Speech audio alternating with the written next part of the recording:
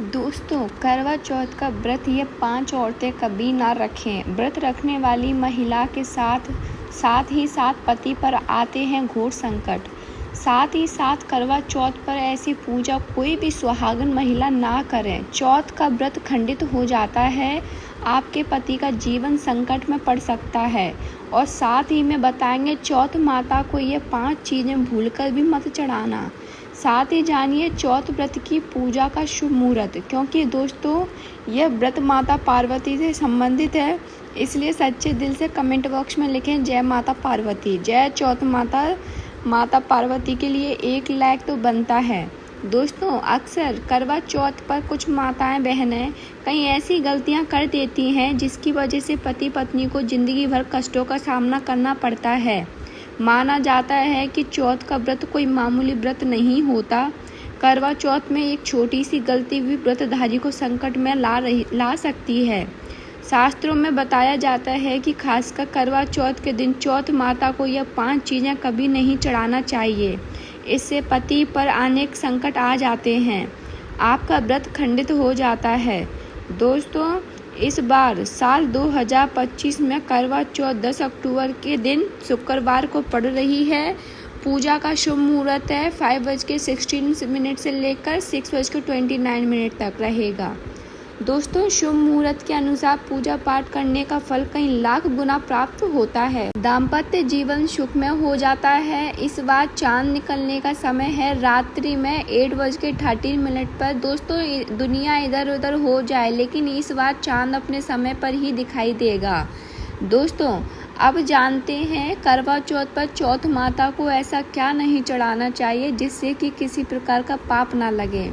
खासकर करवा चौथ पर ऐसी पूजा किसी भी सुहागन महिला को नहीं करना चाहिए। तो आइए ये बातें भी जान लेते हैं। करवा चौथ का व्रत किसे नहीं रखना चाहिए, आइए जानते हैं। जिस महिला का तलाक हो चुका है ऐसी महिला चौथ का व्रत ना रखे। वहीं दोस्तों, करवा चौथ व्रत में इस बात का भी ख्याल होना चाहिए कि महिलाएं काले और सफ़ेद रंग के कपड़े भूल से भी ना पहने। सफ़ेद रंग विधवा होने का और संकेत करता है और काला रंग शनि देव का प्रतीक है। इसीलिए विशेषकर धार्मिक कार्यों में काले रंग के कपड़े नहीं पहने जाते। दोस्तों, करवा चौथ का व्रत कब तक रखा जाता है? जब तक चांद ना निकल जाए। शास्त्रों के अनुसार माना जाता है कि अगर पत्नी बीमार है तो उसकी जगह पति यह व्रत रख सकता है। और वहीं अगर किसी महिला को व्रत के दौरान मासिक धर्म आ जाए तो वह महिला पूजा पाठ में तो शामिल हो सकती है, लेकिन भगवान की प्रतिमा को छू नहीं सकती। वह घर में किसी और से पूजा पाठ करवा सकती है। आप चाहें तो अपने पति से भी पूजा करवा सकते हैं। ऐसे में आप कथा भी सुन सकते हैं, लेकिन देवी देवताओं की प्रतिमा को स्पर्श ना करें। आप व्रत का पालन बस ऐसे ही करें, लेकिन ईश्वर की प्रतिमा को भूल से भी स्पर्श ना करें। दोस्तों, मासिक धर्म में व्रत रखने की कतई मनाही नहीं है। चरित्रहीन महिलाओं को करवा चौथ का व्रत कभी नहीं रखना चाहिए। और यह बात उन चरित्रहीन पुरुषों पर भी लागू होती है जो जगह जगह मुंह मारते रहते हैं। जब शरीर की पवित्रता व्यक्ति की खत्म हो जाती है तब वह मैला ही नहीं बल्कि पापी भी कहलाता है। इसलिए आपकी पूजा कभी सफल नहीं हो सकती। यह व्रत आप कभी ना रखें। भक्तों, अगर आपको बार बार गाली देने की आदत है तो आप जितनी जल्दी हो सके इस आदत को छोड़ दें। अगर करवा माता को प्रसन्न करना है तो घर में लड़ाई झगड़ा छोड़ दें, क्योंकि जिस घर में लड़ाई झगड़ा होता है उस घर में करवा माता कभी नहीं आती हैं। और व्रत में पूजा पाठ करना है तो जुबान से अधिक मीठे बोली ही बोलें। ज़्यादा कड़वे बोली माता करवा माता का अपमान होता है और आप पाप के भागीदार बन जाते हैं। वही गर्भवती महिला भी करवा चौथ का व्रत तो रख सकती हैं, लेकिन उससे पहले डॉक्टर की सलाह अवश्य लें। दोस्तों, पति की निशानी जो मंगलसूत्र होता है उसे करवा चौथ की शॉपिंग में आप स्वयं ही खरीदें या अपने पति से ले लें। दूसरी महिला को मंगलसूत्र भूल से भी इस्तेमाल ना करें, इससे पति पर संकट आ सकते हैं। साथ ही इस दिन चौथ माता अर्थात माता पार्वती को प्रसन्न करने के लिए जितना ज़्यादा हो सके मांग में ढेर सारा सिंदूर भरना चाहिए। माता पार्वती जी को सिंदूर से सजी सारी महिलाएं बहुत प्रिय लगती हैं और ऐसी महिलाओं को देती हैं माता जी सौभाग्यशाली का होने का वरदान, क्योंकि सिंदूर और मंगलसूत्र माता पार्वती से संबंधित हैं।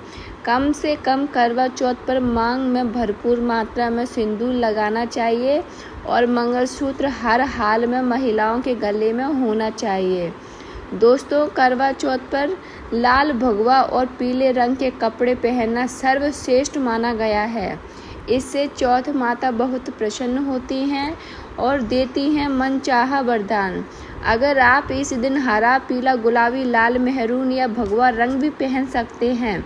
इस दिन भगवा रंग पहनना बहुत ही शुभ और मंगलकारी माना गया है।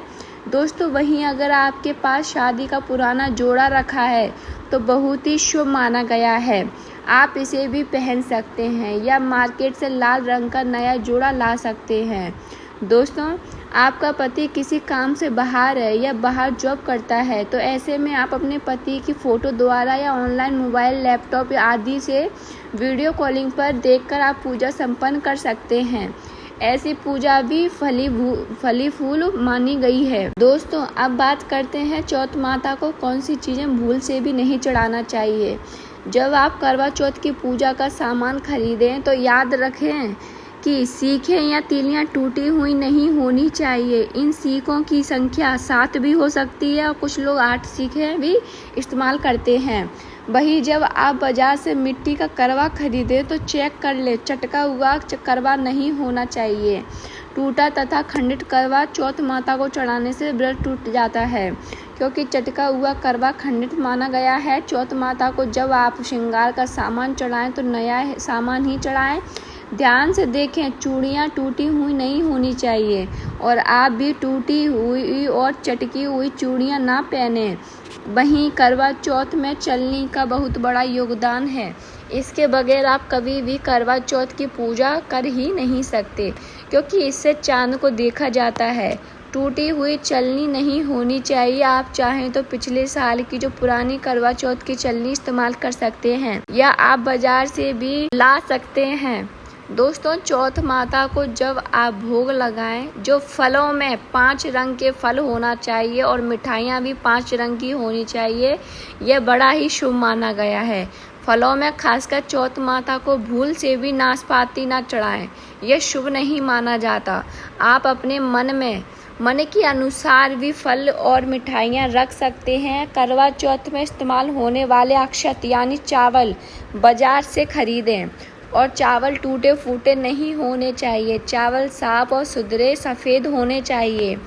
चौथ माता को जब आप नारियल अर्पित करें तो जटा वाला यानी पानी वाला नारियल होना चाहिए। चौथ माता को लाल रंग की चुनरी चढ़ाना सर्वश्रेष्ठ उत्तम माना गया है।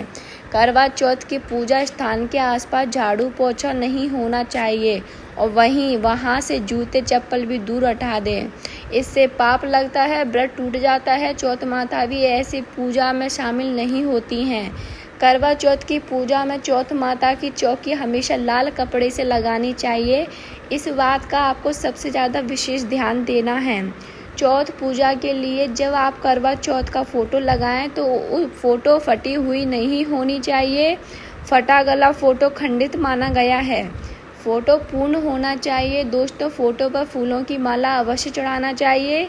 करवा चौथ की पूजा में कथा अवश्य सुननी चाहिए या पढ़नी चाहिए। जब आप कथा सुने तो आपकी मुट्ठी में थोड़े अक्षत होने चाहिए। दोस्तों, कथा आप वीडियो द्वारा भी सुन सकते हैं, इसीलिए तुरंत चैनल को सब्सक्राइब कर लीजिए। करवा चौथ की पूजा में 16 श्रृंगार आदि के साथ चौथ माता की पूजा करनी चाहिए और अंत में चांद की पूजा करनी चाहिए। इस बात का विशेष ध्यान रहे कि अगर आपका करवा चौथ का व्रत है तो मन में खाने के प्रति किसी प्रकार की लालसा ना रखें, अर्थात जब तक पूजा संपन्न ना हो जाए तब तक भोजन को देखकर अपना मन अपवित्र ना करें और जब पूजा संपूर्ण हो जाए तब खाने की थाली ननद या सास को दी जाती है।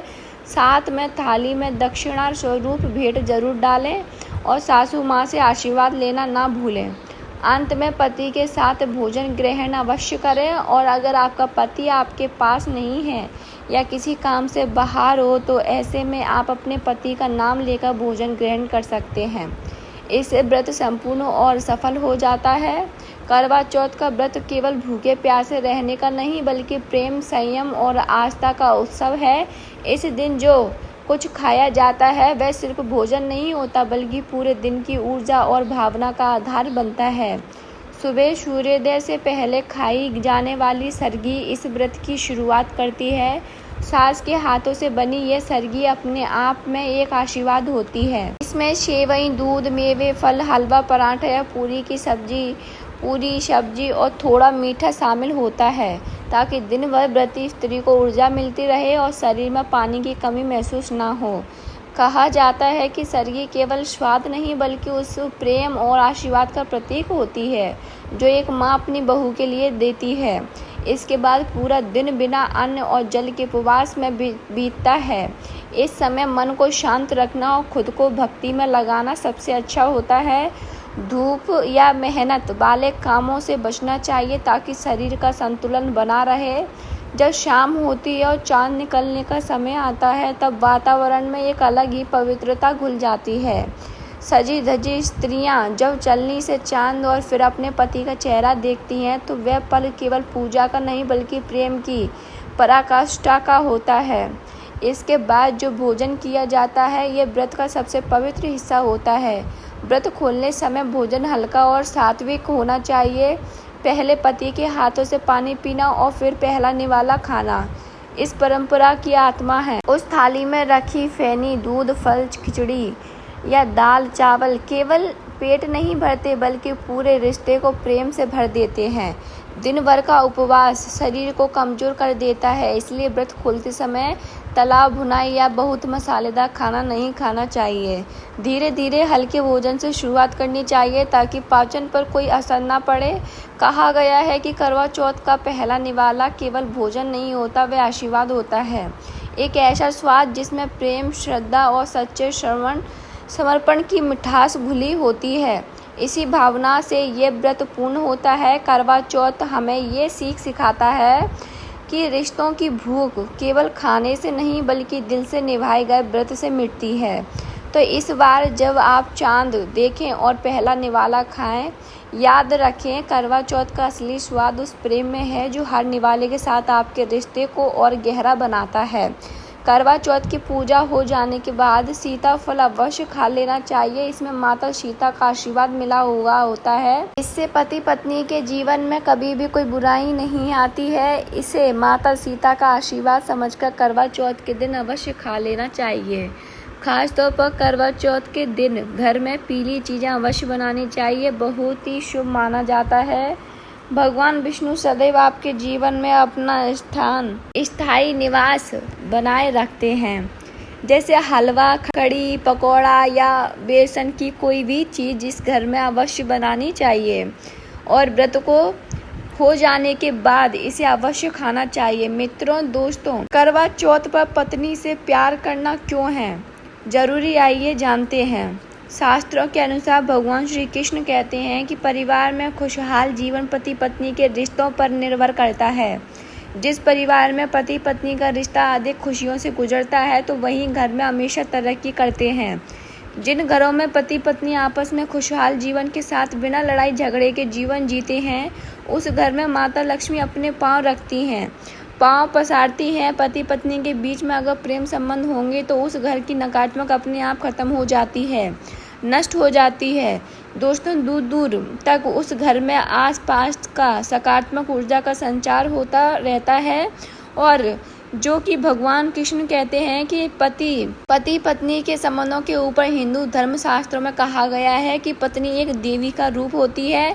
अगर उस देवी को घर में ना सताया जाए, उस देवी को घर में खुश रखा जाए और उस देवी के साथ प्यार के लम्हों के साथ हर एक रात खुशी से बिताई जाए तो घर स्वर्ग बन जाता है। ऐसे घरों में देवी लक्ष्मी अपनी कृपा सदैव बनाए रखती हैं। ऐसे घरों में देवी देवता खुश रहते हैं। ऐसे घरों में कभी भी गरीबी नहीं आती है। जिस घर में पत्नी खुश रहती है, जिस घर में औरत खुश रहती है, उस घर में महालक्ष्मी खुद अपना वास बना लेती हैं और उस घर में देवी माँ अपने चरणों से घर को स्वर्ग बना देती हैं। दोस्तों, अगर आप भी अपने घर की औरतों को खुश रखते हैं और आप अपने घर की औरतों को खुशहाल जीवन जीने की आज़ादी दे देते हैं और उसके साथ लड़ाई झगड़ा अगर नहीं करते हैं तो आप स्थायी रूप से अमीर बन जाएंगे, क्योंकि जिस घर में पति पत्नी के बीच रोजाना छोटी छोटी बातों पर गृह कलेश होता है तो वह घर की कभी भी तरक्की नहीं कर पाते। ऐसे घरों में हमेशा गरीबी के बादल छाए रहते हैं। पत्नी को जितना खुश रखोगे, पत्नी हर इच्छा और हर मुराद को पूर्ण करोगे तो भगवान कृष्ण भी आपके जीवन में दौड़े दौड़े चले आएंगे। राधा रानी की कृपा बरसेगी, विष्णु प्रिय महारानी महालक्ष्मी की कृपा बरसेगी। यदि पत्नी को दुख दोगे तो दुखदायी जीवन और दरिद्रता आपको मिलेगी और यदि पत्नी को सुख दोगे तो सुखमय जीवन आपको प्राप्त होगा।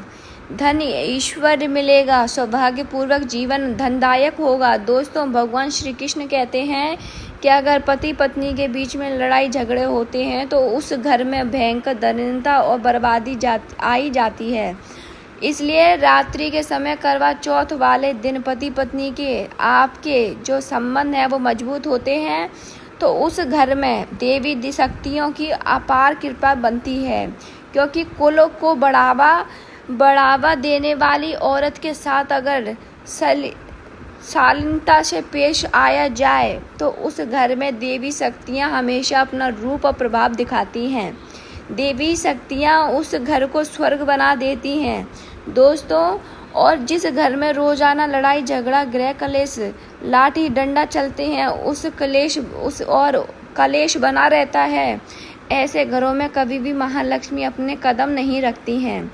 ऐसे घरों में वास्तु दोष बन जाता है और जब घर में दोष बढ़ता है तो शनि की बुरी दृष्टि भी उसे घर में बन जाती है और ऐसे घर में देखते ही देखते पूरे घर परिवार कुल का नाश हो जाता है। अगर आप भी गरीबी से पीछा छुड़ाना चाहते हैं और आप चाहते हैं आपके घर में कभी गरीबी ना आए तो आप अपनी पत्नी के साथ, अपनी औरत के साथ कभी गलत व्यवहार ना करें।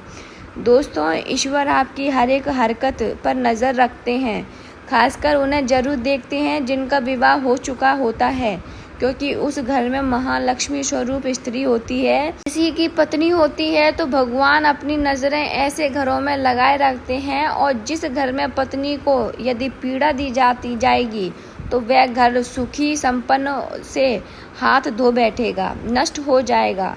ईश्वर ऐसे घर को गरीब बना देते हैं, कंगाल बना देते हैं और सब कुछ हर एक चीज़ छीन लेते हैं जो उनके पास होती है, जैसे ईश्वर द्वारा दिया गया होता है। इसलिए नारी को पीड़ा जो भी पुरुष किसी भी कारणवश देगा तो भगवान कृष्ण स्वयं उसके जीवन में आकर उसे नष्ट कर देते हैं और नरक में अनंत काल तक लटका देते हैं। दोस्तों, आप महाभारत काल से देख सकते हैं, जब द्रौपदी को अपमान का सामना करना पड़ा तब स्वयं भगवान श्री कृष्ण ने आकर पूरे कुल का नाश कर दिया था।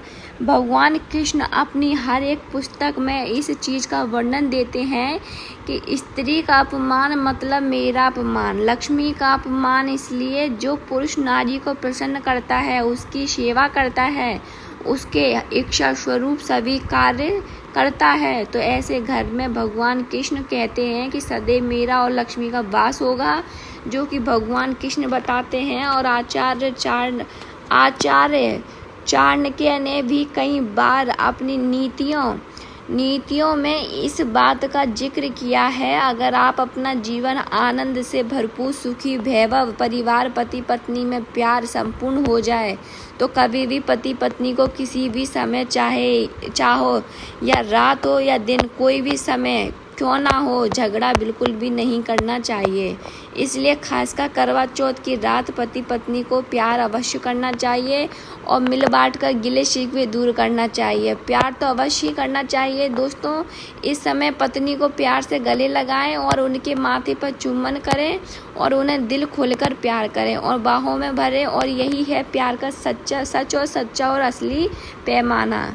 दोस्तों इस दिन पत्नी से प्यार करने का सबसे बड़ा रीज़न एक ये भी है क्योंकि यह रात सुहागन वाली रात मानी जाती है। इस दिन जब कोई पति अपनी पत्नी से प्यार करता है तो वह अपने उन पलों को याद करता है जब वह पहली बार शादी किए थे, अर्थात वह अपने उन लम्हों को लुत्फ़ उठाता है जो उनकी पहली वाली रात में हुआ था। सुहाग वाली रात जिस पति पत्नी में दूरियां होती हैं उनमें दूरियां कम हो जाती हैं और प्रेम तथा करीबियों बढ़ जाती हैं। इस दिन पत्नी के लिए उपहार अवश्य देना चाहिए।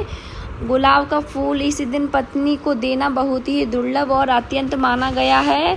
अगर गुलाब का फूल ना हो तो आप इन्हें दक्षिणा भेंट कर सकते हैं, खूबसूरत कपड़े दे सकते हैं। उपहार आपको इस दिन हर हाल में देना है। बोलो जय करवा मैया की। कमेंट बॉक्स में ज़रूर लिखना जय करवा मैया की, जय पार्वती माता, और चैनल को सब्सक्राइब ज़रूर करना। राधे राधे।